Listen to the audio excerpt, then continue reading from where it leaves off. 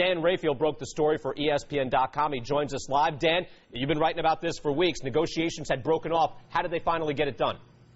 Well, I think the bottom line is you have very smart people that work the business for both guys. You have Bob Arum from Top Rank handling business for Oscar, and Richard Schaefer handling the business for Oscar, and Bob for Manny Pacquiao. And they've just been hammering away.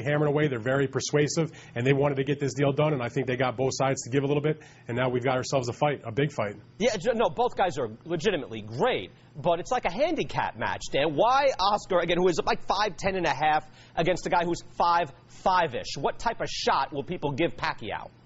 You know, believe it or not, there's a lot of people that give Manny an excellent chance. Yes, Oscar is the bigger fighter. Of course, he's the more known fighter, and he should be the favorite for obvious reasons. But Manny Pacquiao is a southpaw. He's got great power, great speed. And just keep in mind one thing. When Oscar De La Hoya, who's going to be, finishing his career and is 35 years old, when he fought in May, he took a lot of punches from Steve Forbes. Even though he won, Steve Forbes, not nearly the puncher of Manny Pacquiao, he broke a bone in Oscar De La Hoya's face. This is no easy fight for Oscar. All right.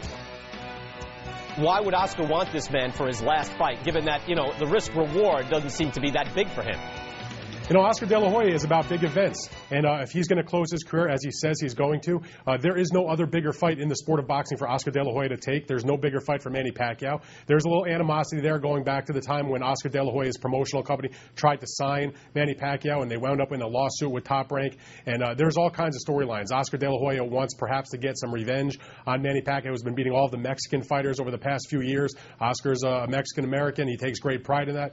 There's a million storylines in this fight. Manny Pacquiao was trained by Freddie Roach, who was the former trainer for Oscar De La Hoya, and Freddie's had some unkind things to say about Oscar over the past few weeks.